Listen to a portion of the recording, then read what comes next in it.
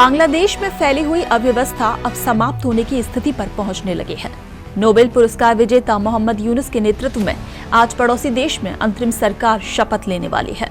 मोहम्मद यूनुस ने कल बुधवार को हिंसा को देखते हुए सभी से शांति की अपील भी की। शेख हसीना के पीएम पद को छोड़कर जाने के बाद ही बांग्लादेश में आगजनी हिंसा और तोड़फोड़ की घटनाएं बढ़ गई हैं। मोहम्मद यूनुस, जो कि पेरिस में इलाज करवाने के बाद ढाका लौटे, उन्होंने फ्लाइट में बैठने से पहले कहा कि मैं सभी से शांत रहने की अपील करता हूं। कृपया किसी भी तरह की हिंसा से बचें।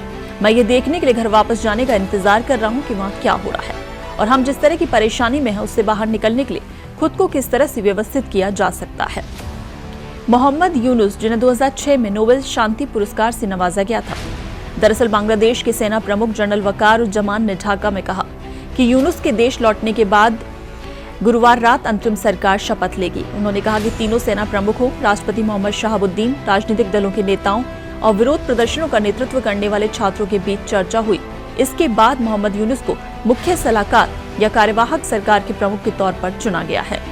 सेना प्रमुख जनरल वकारुज्जमान ने कहा कि मैंने प्रोफेसर यूनुस से बात की है। मुझे लगा कि वो इस काम को करने के लिए उत्सुक हैं और मुझे यकीन है कि वो हमें एक अच्छी लोकतांत्रिक प्रक्रिया की ओर ले जाने में सफल होंगे। इससे हमें फायदा होगा। उन्होंने आगे लिखा कि वो गुरुवार दोपहर तक लौट रहे हैं। तीनों सेनाओं के प्रमुख उनकी मदद करेंगे। मुझे यकीन है कि सभी राजनीतिक दल और छात्र संगठन उनकी मदद और सहयोग करेंगे।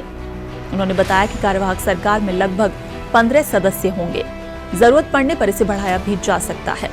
हालांकि सरकार में सेना की भूमिका सहित अन्य विभागों के बारे में ज्यादा जानकारी नहीं दी गई, लेकिन रिपोर्ट से पता चला कि यूनुस महत्वपूर्ण विदेशी मामलों के पोर्टफोलियो को संभाल सकते हैं।